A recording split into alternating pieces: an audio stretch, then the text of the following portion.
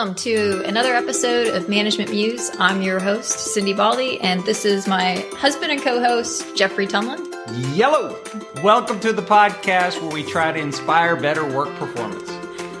Thanks for listening.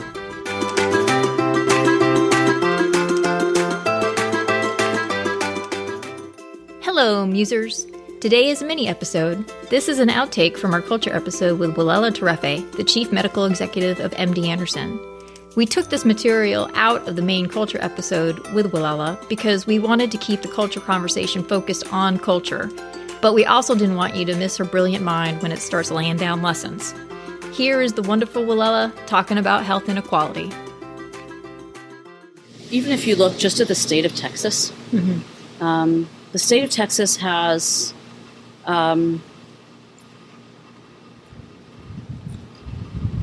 pretty poor health outcomes compared to many other states in the union for a lot of reasons.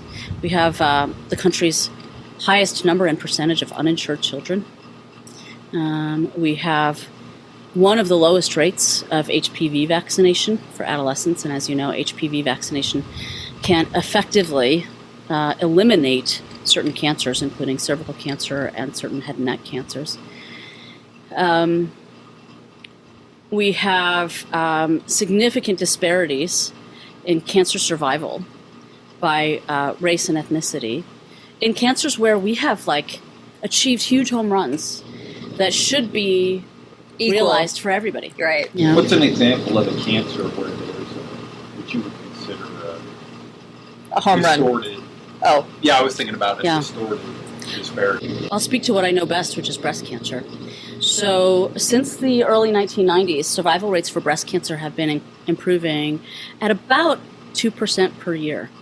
Wow. And at this point, even the majority of women diagnosed with stage 4 breast cancer are still alive 5 years after diagnosis. Wow. And for stage 1 breast cancer, it's virtually 100%. And so that's changed in your lifetime as a physician. Yes, and it's been a significant continuous improvement, which we haven't seen across all adult cancers. And so what's the disparity with the races? So black women are significantly more likely to die of breast cancer than white women. And for Native Americans, the death rates have actually been worsening in recent years, while everybody else has been improving. And is that just not getting in for the care? What do you see as the cause for the disparity? It's complex. Some of it, I want to acknowledge it up front and then sort of poo-poo it after that. Okay. Because even when you control for it, it goes away. Some of it has to do with the type of cancer that black women are more likely to get. And that's probably related to certain shared genetic traits for people originating from West Africa. So black women in this country are more likely to get triple-negative breast cancer. And triple-negative breast cancer afflicts about 15% of women who have breast cancer overall. It's associated with a more aggressive course. It requires aggressive chemotherapy to be treated, and it's got a higher risk of relapse. I just lost a friend to that. Mm-hmm. Yes. She's Native American, 50%. Yeah. So it is true that black women are more likely to get a more aggressive form of breast cancer than white women. But once you control for the type of cancer, we still see major disparities in outcomes. And so then, of course, the next thing people would say is, well, it's about access to care, which is related to socioeconomic status, having insurance. Being able to take work off. Mm-hmm. And, those are sort of harder to, it's easier to measure things like, right, what is your income, and do you actually have commercial insurance or any kind of insurance? And once you adjust for that, then the rates of survival narrow some more, but they do not overlap. Socioeconomic status is not a proxy for race. And what I would say... So it's different. Race and SES, race and socioeconomic, it's not just SES that's impacting this. Correct. It's race besides SES. And when I say race, I don't mean the color of my skin and my genetics, right? So I've already removed out what might be the genetic shared traits that are resulting in, right? Now I'm going to remove out socioeconomic status, which of course is rich, poor, basically. Right. So then what we're left with is the difference appears to be due to race. Well, race is a social construct, so actually the difference is due to racism. systemic racism. Right, because is you why. got the biological, you controlled the biological yeah. with race, with the genetics. Mm-hmm. And so now it's just... And so then what do you think, so I think if I'm following this, you're saying when you look carefully at the control studies that at least a non-trivial amount of the disparity in outcomes is because of racism. It is. And what's an example of racism that impacts a black woman to increase her mortality from breast cancer? Well, it's not.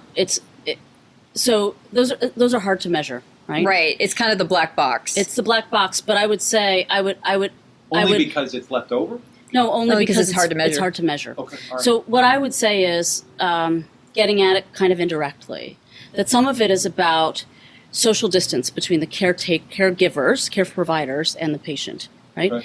The more we identify with patients, the more likely we are to take their complaints seriously, to ensure that they get timely care, to manage things like their pain, to accurately even diagnose them. There's tons of data on that. Case studies with physicians and other care providers where they're given vignettes that clearly point to a person is presenting to the ER with symptoms of a heart attack. And then you flash a picture. And if that picture is of a black woman, they're much less likely to diagnose a heart attack than if it's of a white man. And that plays out in the lower rates of accurate and timely diagnosis of heart attack in women of color, for example. Another study, which, again, you're sort of getting at it indirectly, which showed, maternal and fetal mortality rates or infant mortality rates are much higher for black people in this country than for white people. And that is true even after, again, you correct for education, socioeconomic status, et cetera. Genetics. Well, it's hard to account for, the truth is genetics is a gigantic black box that we should generally be incredibly skeptical about. Triple negative breast cancer is one of those few sort of genetic signals where you can say, well, it's more common in people who have a West African origin. But most of the time, you cannot point to a single genetic or even a group of genetic traits. For cancer? For anything. Okay. I mean, for anything. There's very little that's really connected specifically to just a genetic trait. But we could list some, right? Like sickle cell. You could.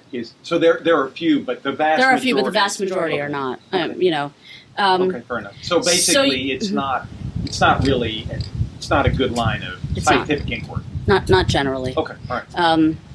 And especially not when you're looking at something that is multifactorial. It's not usually worth the effort. For example, we've known for quite a long time exactly the genetic abnormality that results in sickle cell. Okay. And we still don't have a cure for it. So it's not necessarily worthy of a ton of effort necessarily in these situations. But when you look at maternal and infant mortality, a recent study showed that when black women have a black obstetrician, their risk of maternal and infant mortality is something like 3 times lower. Huh. Wow. And so why is that? I mean, what's the cause of that?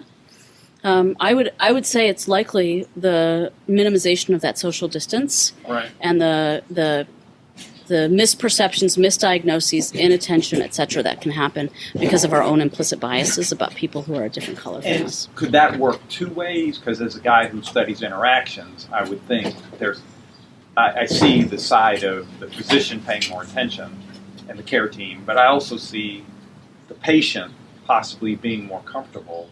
And actually following the advice. Following the advice and then disclosing more and more quickly as well. I think it's possible, but I always hesitate to put any of the responsibility on the patient. So I don't want to color it to say, well, it's because patients aren't doing X, Y, Z. In any interaction between a doctor and a patient, it is the doctor's responsibility to try to create as much as possible an environment where the patient feels safe and understood. Okay. So, well, and that's the part that you can have some impact on. Yeah. Right, but I would just think from what we know of the science of interaction. And identification, for sure. Sometimes the identification alone matters. Right, for sure. Oh, yeah. I mean, you're getting a patient, your positive patient effect in those. Yes, and that's why representation is so important. It's one of the reasons why increasing the number of Black, Latino, and Indigenous people in medicine is so important.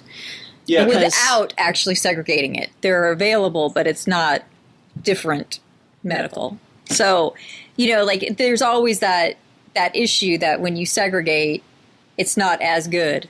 And so if they're available, people can choose them. They're still part of a greater system that's intermixed.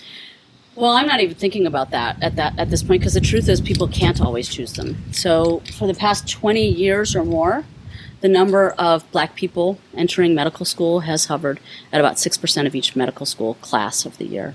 It hasn't changed. If that's 6 people starting, percent of all medical students starting, right. Think about what percent that is who complete, who go into practice, and who stay in practice. Right, it's underrepresented. Grossly underrepresented. 11 or 12% is the population. 13%, I think. Okay, yeah. So people. let's call it 30. So it's half roughly. It's half of the representation, yeah. And it's even greater for Latinos, who are about 2 or 3% of medical school entrants. And oh, who, really? I didn't know. Oh my gosh, they're in the city of Houston, 40% of the population. 30% in medical school? Yeah. I didn't realize that.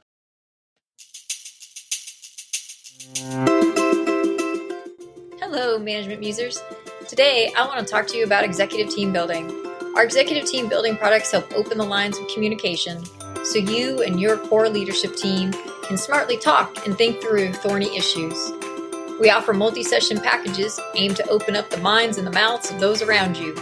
So email or call us today at ondemandleadership.com.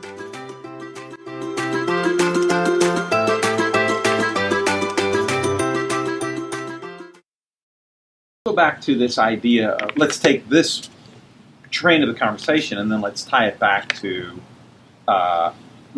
we say our culture is that we go the extra mile for patients and each other, and yet we know that one of the challenges in providing, and I mean, I think this certainly has been an issue for maybe forever, but at least for hundreds of years, but the pandemic has put it in relief, these disparities in outcomes. These health inequities. And so how do we try to really make this better in a way that's consistent with who we say we are? Yeah. I want to begin with the humility of saying I don't know that I have the answers on that, but I'll tell you some of the things that I think are really important. One is to ensure equitable access to timely, efficient, effective, safe, high-quality care. And to do that, we need to reduce the number of uninsured people in this country. And we need to radically reform our healthcare system in general. That, in and of itself, will not remove all health inequities. No, but it's a start. It's an important and major start. So how do we radically reform? I mean, I know that's huge. Right. Yeah, that's huge. And huge. I can't claim to have the answers. But what's one or two of the key reforms? Because I go back to the flash of the picture is what many listeners to this podcast know as implicit bias. And so how do I fix that? I know we need better insurance, and maybe there's other things in the reform, but how does that work all the way down to the end of the pipeline? Right. And there's a physician like me, and I'm a white guy, and I'm at the prime of my career, and yet I'll fail the picture flash. But I'm committed to I recognize the inequities. I want to try to correct that. And I'm committed to our mission of doing our best. How do we try to move the needle? Yeah. So, Jeff, I'll share with you my own strong personal bent in that regard, which is I ask the question, what is systemic racism? Systemic racism is the disproportionate allocation of goods, resources, and power based on racial groupings. And so how do you dismantle systemic racism? By dismantling the systems. Okay. And I think we tend to think about the personal interactions as almost the most important or the proximate place to start. But the system actually controls invisibly. And no matter how good my personal interactions with you might be, I'm still living in a Yeah. racist system. And so I think we have to not lose our focus on the systemic elements, which involve, I think, pretty radical redress of our society overall. But even if you can't stomach the pretty radical, and I will not say I know what that looks like, there are certain major but incremental things that we could be doing that would be making at least a modest difference, and that we're failing to do. And so Texas choosing not to Medicaid. engage on the Medicaid expansion, giving up hundreds of billions of dollars over time, and also ensuring that as a state, we became the leader in uninsured people. Our rates of uninsured have been increasing since the start of the Affordable Care Act, where for most states it's been decreasing. So there are some major steps we can take in that regard. I think, and that's the more immediate. I think that's you could have an impact essentially tomorrow, right? If you did it today, you'd still have a healthcare system that's driven by some of by some incentives that are perverse, right? Right. A healthcare system where reimbursement is based on volume of activity, and you'd also be faced with the reality that our lifelong health outcomes are driven more by the environment in which we grow up than they are by the health care we can access once we are in a situation where we have health issues. So tell me more about that. So you're saying where I grow up, how I grow up, if I have insurance early, if I have two parents in the home, are those kind of things or something different? No, it is some of those kind of things. So a child's lifelong health can be fairly accurately predicted by whether their parents had stable housing, stable jobs, and healthcare access when the child was growing up in the home. And even if the kid was perfectly healthy. And is that partly because the healthcare usually comes from stable work? I'm sure it's partly related to that, and that's another one of the perverse insanities of our country. We have linked insurance to employment when often the sick can't work. Our time of greatest need for insurance is also when we tend to lose our employment. But I think it's also a reflection of the reality that lifelong health is equally about our environment as it is about kind of our individual choices or our interaction with the healthcare system when we have an illness. And I wish I'm not an expert in this, but there is an increasing body of literature that looks at something called weathering, which is is the, aging and stress processes that occur in Black people at an accelerated rate, and that are likely some of the underlying causes of higher propensity for a lot of other chronic illnesses. Being Black in America is causes more stressful. Yes, and that creates these health outcomes when I'm 50, 60. And it's all the worse when for Black children who are exposed to traumatic environments or traumatic events, who experience or see violence, including police violence, there's actually studies that have been done looking at cortisol levels in Black children over time, and just that stress, that fight or flight, that stress response is on so much more. And one of the most interesting places, interesting in a tragic way, that we see that manifested has to do with peak years for healthy pregnancies and deliveries. So for white women in the United States, the kind of peak time to have a baby is between the ages of 20 and 30. It would make sense, right? Your body is fully developed and you have some degree of economic and likely relational stability. Right. For Black women, it's before the age of 20. Wow. Because the weathering effect has, by the time Black women are in our 20s, the impact is so significant that the risk of maternal and infant harm during or after pregnancy outweighs the reality that giving birth when you're 15 or 16 induces so much economic and relational instability. So can I say a little bit more about how I think we change that? Yeah, that's so the first is to try as much as possible to address systemic racism. That includes access to goods like health insurance. It includes access to stable housing. It includes access to a living wage. And those are, many of them, things that can be accomplished in part through legislation. Yeah, I would also think too, obviously the opportunity has to be there for them to be able to get on the track for becoming doctors. And what we see constantly with people and how they choose their careers is the path that's most certain, the path that's been laid out by somebody else in their life, or that they've been exposed continually to healthcare because somebody in their family was sick. That path that's more laid out is the one they're more likely to take. I would agree, but I still think that's far down the path. I do too. I think that's long term interactions. Yeah. But I think you set the table for it by ensuring that the systematic inequities in terms of access to stable housing, health care, and stable jobs that pay a living wage is addressed.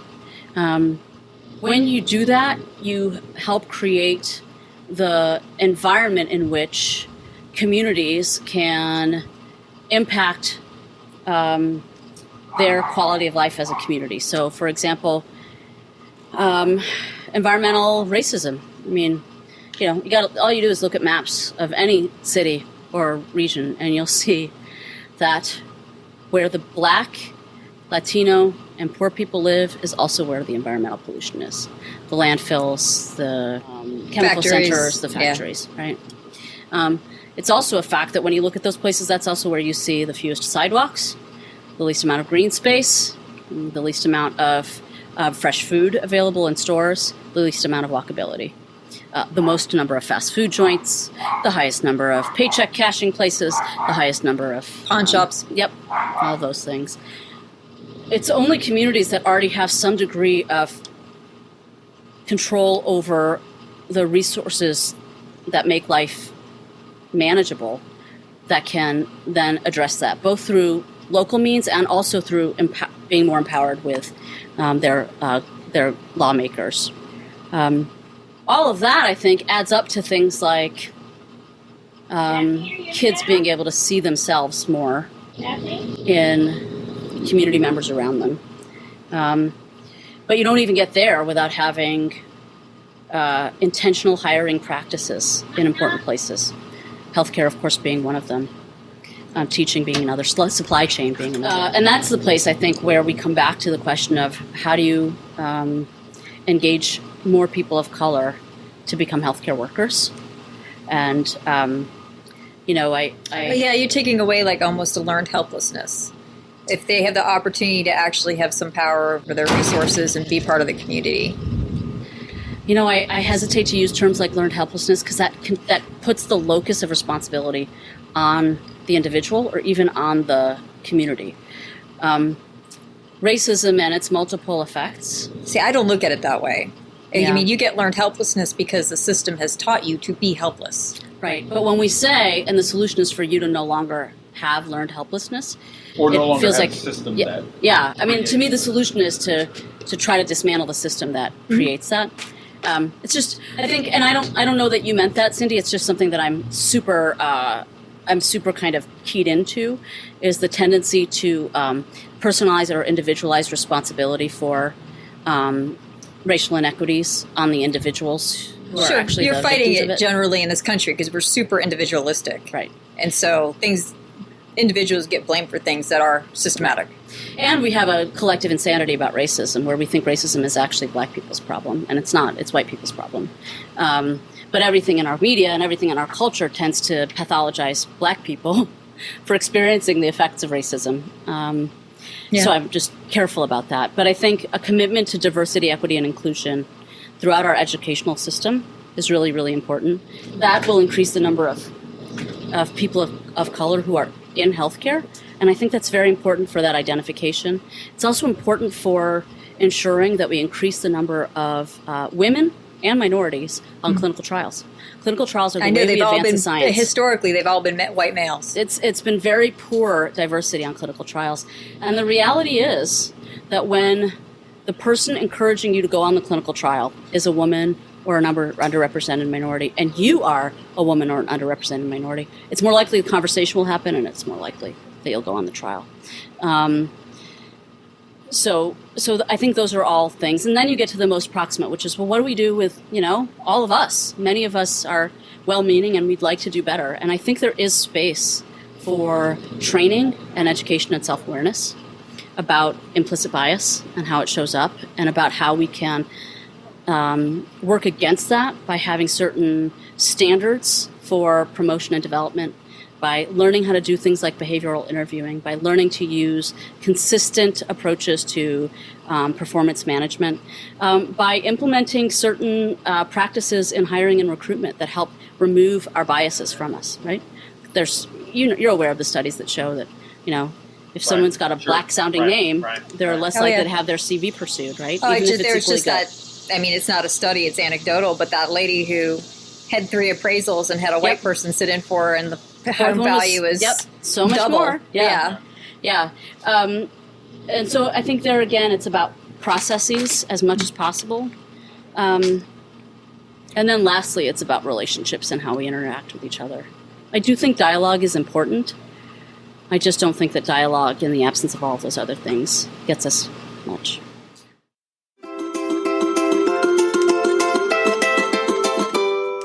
We hope you enjoyed this episode. If you want to learn more about the topic, check out our show notes. And if you want to help us out, like, share, subscribe, and 5 stars are all deeply appreciated. See you next time on The Management Muse.